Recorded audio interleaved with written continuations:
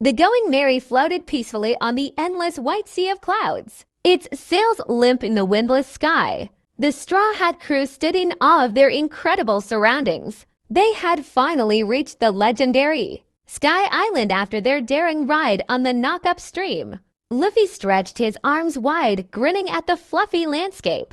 This place is even better than I imagined. Look at all these clouds we can walk on. Nami carefully stepped onto the cloud sea, her feet sinking slightly into the soft surface. The density is incredible, she murmured. It's like walking on very firm jelly. Sanji inhaled deeply, savoring the crisp air.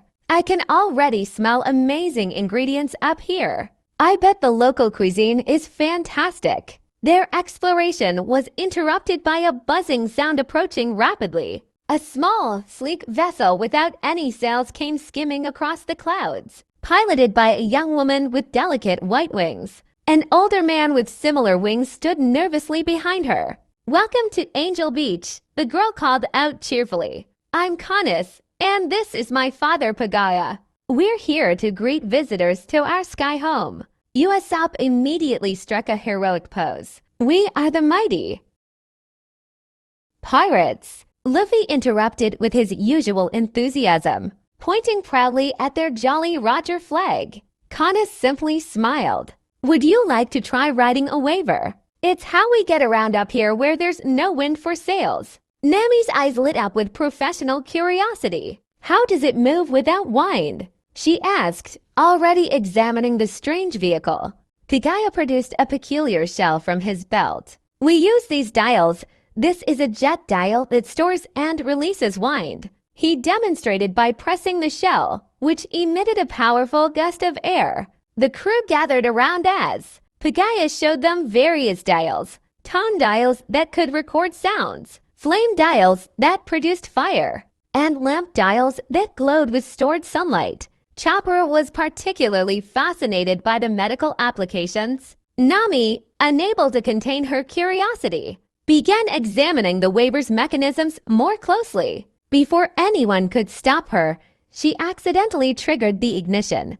With a sudden burst of speed, the waver shot forward, carrying a screaming Nami across the cloud sea. Canis gasped. "She's heading toward Upper Yard. That's sacred ground." Pagaya's face turned pale. "No one is permitted there. The last trespassers face divine punishment." Without hesitation, Luffy declared, "We have to help Nami." The crew immediately sprang into action. Sanji and Zoro commandeered another waver. Robin used her powers to grow wings, and Chopper transformed to run across the clouds. As they pursued Nami, dark clouds began gathering ominously overhead. When they finally caught up to her at the border of the sacred land, they found her staring in wonder at an ancient golden city rising from the clouds. Before they could react, four mysterious figures descended from the sky, blocking their path.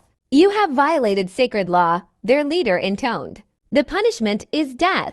As the crew prepared to defend themselves, a blinding flash of lightning struck nearby. When the light faded, a tall figure with long ears and piercing eyes stood before them, electricity dancing around his form. So the being known as Edo mused, "New intruders have come at last." The Straw Hats stood together, realizing their simple exploration had led them into something far more dangerous than they anticipated. Above them, the storm clouds swirled, mirroring the growing tension in this heavenly paradise that was about to become their greatest battlefield yet.